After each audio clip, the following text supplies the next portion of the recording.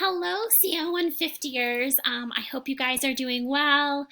If you're in Colorado, you're probably experiencing the same snow as I am, and what a bummer this snow is today.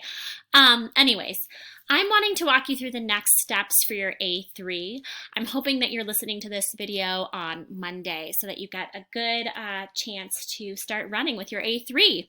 So I wanted to review some of the genre conventions that you guys spoke to in your discussion post on Friday, as well as indicate some preliminary steps to get you on the move so that we can get the show on the road, so to speak. So first of all, let's review some of the key points of the assignment sheet, which you know is located in Canvas. And I'm going to walk you through some of the major highlights that I have pulled from the assignment sheet. One is this is a problem solution proposal.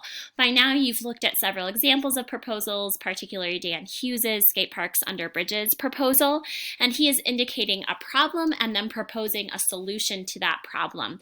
You are going to do the same. You're going to translate your issue from A2 to write a problem solution proposal, and you can think about this as being a proposal. You can think about a proposal as being part of the business writing genre.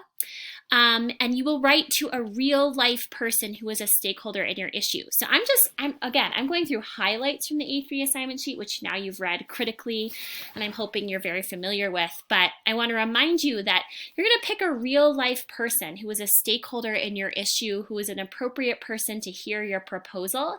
And I will remind you now that this person has not read your A2. So you're going to have to translate as needed some of the research as it pertains to their understanding both the problem and your solution and why you're writing to them.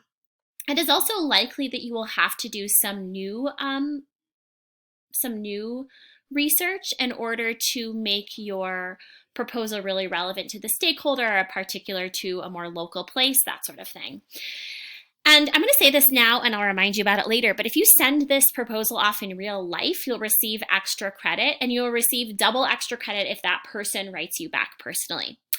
Finally, you will write and present a complete and concrete solution to the problem. Couple more highlights. You're going to appeal to your audience using your understanding of their needs, values, and knowledge about this issue. You're going to include counter arguments as they are appropriate for the problem and the stakeholder. Dan Hughes does a really nice job of integrating those into his proposal. And you're going to offer evidence from your sources to support your assertions about both the problem and the solution, and explain how that evidence proves the point that you're trying to make. So you're still going to be using evidence sandwiches, that sort of thing, in your proposal in order that your stakeholder want to advance your proposal. And this assignment will include a visual or multimodal component to help illustrate a major point you're wanting to make. So often that component is a chart or a graph or something that visually represents statistics, which can help your audience understand the problem, your solution, the benefits, etc. Sometimes even students have included budget breakdowns as a graphic, which is also a nice option. Here's the bottom line though. You should think small. Usually I suggest that you think big, but for the purpose of this assignment, in the scope of the assignment and considering the timeline for the assignment, and the fact that there's a global pandemic, I want you to think small. You do not need to fix the problem as a whole. You do not need to fix coral bleaching, for example. But you could suggest a tax on using the beaches and then outline exactly how much you would charge, exactly to what that tax money would be going, etc., etc. You need to think about fixing some aspect of the issue that you looked at in A2. This might look like, some of the solutions might look like creating an education campaign. You would include in your proposal then, who you're educating, what mode that education would come in, what kinds of educational materials you'd be providing, that sort of thing. Could be advocating for a tax, like a tax on using beaches, as I just mentioned. It could be suggesting that people make one meaningful change, like one vegan meal per week. Let's say you were writing to the head of dining hall services and suggesting that one day a week, it's, the dining hall goes vegan. Or maybe you're suggesting that people buy one used item of clothing per year. Now, how you would propose that, you'd have to get creative. Like maybe you'd, offer some sort of bonus. Like maybe suggest that, I don't know, even thrift stores, I don't know. I would have to think more about that. But in fact, you would have to think more about that. But maybe you could promote this idea of people buying more used clothing. I don't know. You could design a course. Let's say you're writing about nuclear energy and you notice that CSU doesn't emphasize that enough in its courses. Maybe you design a unit on nuclear energy, and you would include in your proposal then the kinds of materials, the kinds of assessments, that sort of thing that might go along with promoting nuclear energy. If you need help brainstorming, set up an appointment time stat, because by Wednesday at 11:59 p.m. you'll need to have figured out in broad strokes what your proposal is.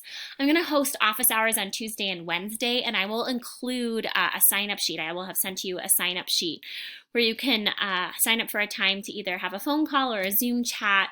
And I'm thinking for like 5 minutes, and this is not required, but if you're stuck, reach out for help, because you will then submit your A3 prep tool by Wednesday. And I'll show you what that prep tool is again. It will be in assignments.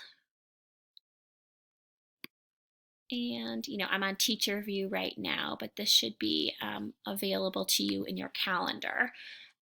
This is the A3 prep tool. It's asking what kind of specific problem you're addressing, which location you're focusing on, who your specific stakeholder is, how the problem affects that person, etc., and what potential solutions you're currently thinking about. So you need to have really narrowed the field of your A2 to move into A3 by Wednesday at 11:59 p.m. And just a couple notes, don't procrastinate. I understand that habit, I really, really do, but it's not gonna help you here on this assignment. But that said, I totally understand what is happening in the world right now. So if you need help, ask for it, please. Please be in good communication with me. So now let's take a look at Dan Hughes's proposal, which I've called kind of facetiously your A3 Bible. What I think Dan Hughes does really well is, I think this is like a really nice logical argument. I think the layout, the actual design, supports his ethos. His proposal is clear.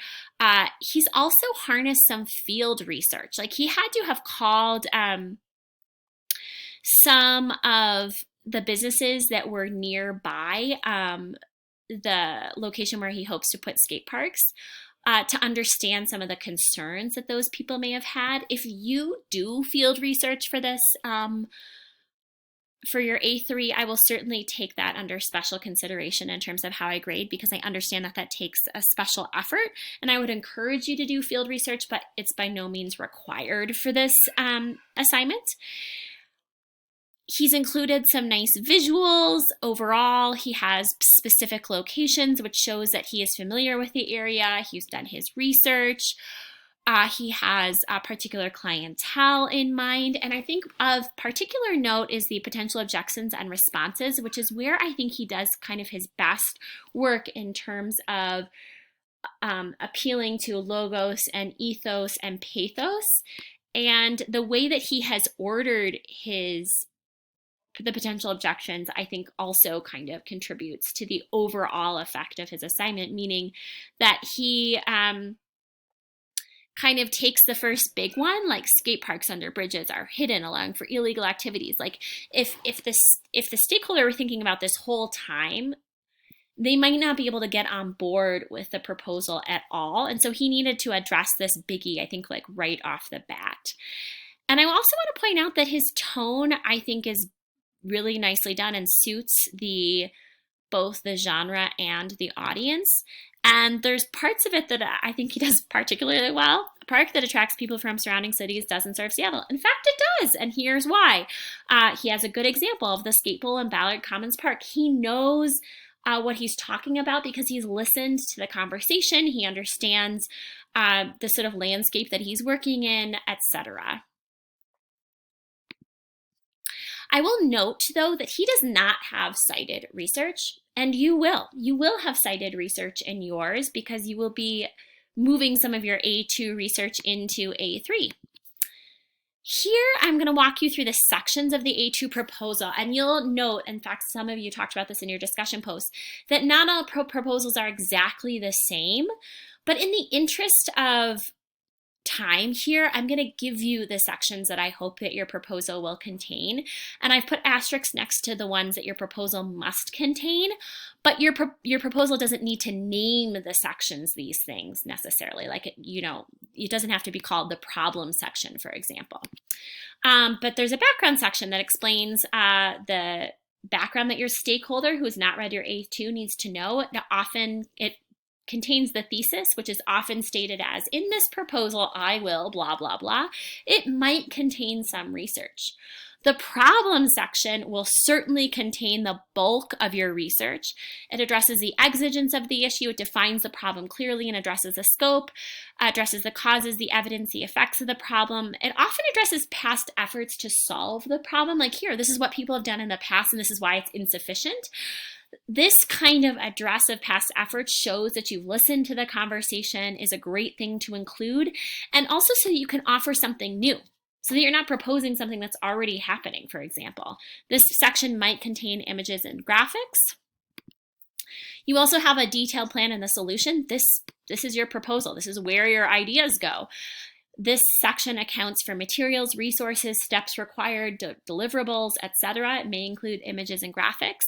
The cost-benefit analysis section includes things like budgets, the benefits. This might be an appropriate place for counter arguments, which need to be addressed somewhere, a conclusion section, and then a references section. Now, if you're sending this off, you would not include an MLA Works Cited page. You would include a references section. But because we've been working in MLA Works Cited, I'm going to keep the MLA format for this. So you're going to submit a Works Cited page, but you're going to kind of consider that as like supplementary to your actual proposal document. So the takeaway from all of this, before I say that, other possible sections might include limitations, which might be a place for counter arguments or questions and considerations.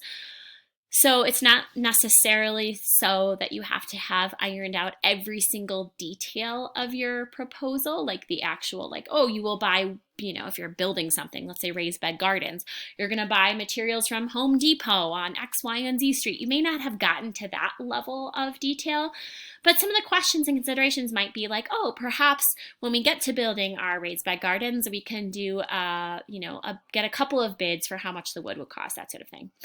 The bottom line is you can call the sections what you will, but your choices should reflect the genre and the audience, and you should order the section in a way that contributes to logos. So the takeaway is it's time to get to work. I am here to support you, and please reach out.